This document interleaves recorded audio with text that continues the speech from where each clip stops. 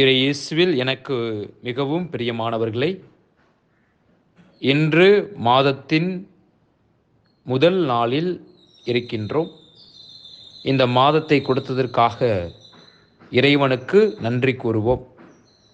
இந்த மாதம் முழுவதும் நாம் எடுக்கின்ற ஒவ்வொரு முயற்சிகளையும் இறைவன் நிறைவாக ஆசீர்வதிக்க தொடர்ந்து ஜெபிப்போம். குறிப்பாக இன்றைய நாளில் நம்முடைய பிள்ளைகள் தங்களுடைய 12ஆம் வகுப்பு தேர்வை தொடங்குகின்றார்கள். அவர்களுக்காக சிறப்பாக ஜெபிப்போம். இறைவனுடைய அருளும் ஆசிரும் கிடைக்கும் என்பதற்காக ஜெபிப்போம்.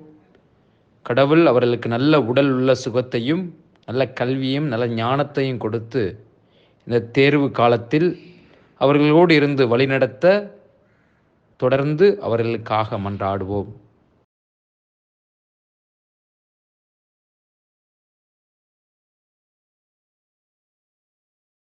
இயேசுவில் எனக்கு மிகவும் பிரியமான சகோதர சகோதரிகளே, உங்கள் அனைவருக்கும் இறைமகன் இயேசுடைய அன்பும் அருளும் ஆசிரும் நிறைவாக கிடைப்பதாக. இன்று நாம் தவக்காலம் 17வது நாளில் அடியெடுத்து வைத்திருக்கின்றோம். இறைவன் நமக்கு செய்த ஒவ்வொரு நன்மைகளுக்கு நன்றி கூறுவோம். தொடர்ந்து இணைந்து ஜெபிப்போம். இன்றைய இறை வார்த்தையும் எங்களுடைய சபையின் பாதுகாவலரான புனித பிரான்சிஸ்கு சலேசியாரும் நம்மை தொடர்ந்து இந்த ஆன்மீக பயணத்தில் அழைத்துச் செல்கிறார்கள். அதற்காக இறைவனுக்கு நன்றி கூறுவோம். இணைந்து ஜெபிப்போம். இன்றைய முதல் வாசகத்தை எடுத்து பார்த்தோம் என்றால் தொடக்க நூலிலிருந்து நமக்கு கொடுக்கப்பட்டிருக்கிறது. ஆண்டவராய கடவுள் யோசேப்பு வழியாக நமக்கு நிறைய விஷயத்தை வெளிப்படுத்துகின்றார். முதலாவது பார்த்தோம்னா, யோசேப்புடைய தந்தை தன்னுடைய இளைய மகன் அதாவது யோசேப்பு மேல ரொம்ப அளவு கடந்த அன்பும் பாசமும் நேசமும் வைத்திருந்தார். இதை பார்த்து அவர்களுடைய உடன் பிறந்த சகோதரர்கள் பிடிக்காமல் அவரை எப்படியாவது தந்தையிடமிருந்து பிரிப்பதற்காக கொல்லுவதற்காக கங்கணம் கட்டிக் கொள்கிறார்கள் என்பதை நாம் பார்க்கின்றோம். ஆனா என்ன நடக்குது? கடைசியில கொல்லாம இன்றைய நாளில் பார்க்கின்றோம். கடைசி முதல் வாசகத்துல கடைசியில பார்க்கிறோம், அவரை எதுக்கு இவரை கொல்லணும், அதுக்கு போல இவரை வித்துடலாமேன்னு சொல்லிட்டு 20 வெள்ளிக்காசுக்காக யோசேப்பை உடன் பிறந்த சகோதரர்களே விற்று விட்டார்கள். ஆனால் நமக்கு எல்லாருக்கும் தெரியும், இன்னைக்கு விற்கப்பட்டவர் இந்த சகோதரர்களை பிற்காலத்தில் அவர்தான் காப்பாற்றுறாரு, வழி நடத்துறாரு. நம்முடைய வாழ்க்கையிலும் இன்னைக்கு முதல் வாசகத்துல நம்ம யாரெல்லாம் தேவையில்லை, யாரெல்லாம் நமக்கு பிடிக்கல அப்படின்னு சொல்லி ஒதுக்கி வைத்தவர்கள் தான் நம்முடைய வாழ்க்கையில நமக்கு ஒரு முன்னோடியாகவும் உறுதுணையாகவும் உதவியாகவும் இருக்கின்றார்கள் என்பதை இன்றைய முதல் வாசகம் நமக்கு எடுத்துரைக்கின்றது யோசேப்பு வழியாக. அதேபோல் இன்றைய நற்செய்தியை எடுத்து பார்த்தோம் என்றால், இயேசு அவர்களிடம், கட்டுவோர் புறக்கணித்த கல்லே கட்டடத்துக்கு மூளைக்கல்லாயிற்று, ஆண்டவரால் இது நிகழ்ந்துள்ளது, நாம் கண்களுக்கு இது வியப்பாயிற்று என்று நீங்கள் மறைநூலில் ஒருபோதும் வாசித்தது இல்லையா என்று இன்றைய நாளில் நற்செய்தியில் தெளிவாக நோக்கியிருக்கிறார்.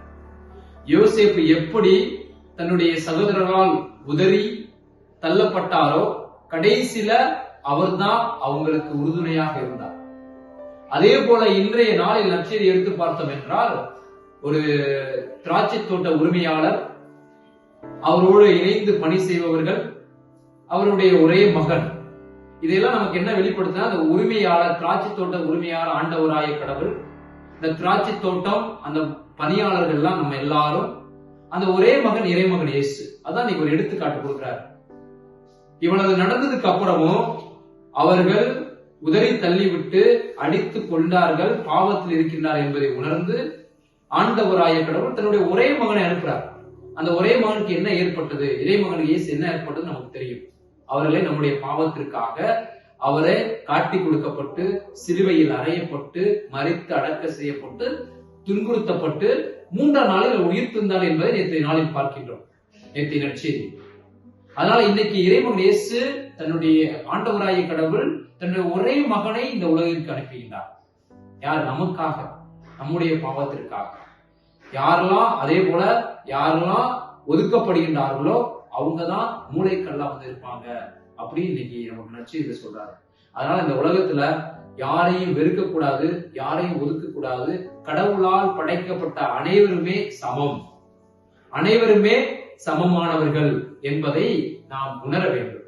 அதான் முதல் வாசகம் இந்த நற்செய்தி வாசகம் வெளிப்படுத்துகிறது. இந்த உலகத்துல கடவுளால் படைக்கப்பட்ட எல்லோருமே சரி சமம். யாரும் உயர்ந்தவர்கள் தாழ்ந்தவர்கள், உயர்த்தப்பட்டவர்கள் தாழ்த்தப்பட்டவர்கள் என்ற எண்ணம் நம்மிடம் வரக்கூடாது. எல்லாரும் நம்முடைய வாழ்க்கையில் பயன் உள்ளவர்களாக இருப்பார்கள் என்பதை நாம் உணர வேண்டும். அதற்காக இந்த நாளில் எங்களுடைய சபையின் பாதுகாவலரும் தன்னுடைய வாழ்க்கையில் யாருமே உதறி தள்ளியது கிடையாது. தாம் ஆயராக இருக்கும் பொழுது அவரோடு பணி செய்த அனைத்து குருக்களையும் சரி சமமாக வழி நடத்தி சென்றார் என்பதை நாம் பார்க்கிறோம். அதுல சில ஃபாதர்ஸ் நல்லா படிச்சிருப்பாங்க, சில ஃபாதர்ஸ் நல்லா படிக்காம இருந்திருப்பாங்க, சில பேர் நல்ல டேலண்டோட இருந்திருப்பாங்க, சில பேர் டேலண்டோட இல்லாம இருந்திருப்பாங்க, சில பேர் நல்லா பாடியிருப்பாங்க, சில பேர் நல்லா பாட்டு வந்திருக்காது. இப்படி பல ஏற்றத்தாழ்வுகள் இருந்தாலும் அவர் ஆயராக அனைத்து குருக்களையும் மக்களையும் சரி சமமாக வழிநடத்தினார். இன்றைய நாளில் சிறப்பாக நம் அனைவரும் இணைந்து ஜெபிப்போம். உங்களுக்காக, உங்கள் குடும்பத்திற்காக இணைந்து ஜெபித்துக் கொண்டிருக்கின்றோம்.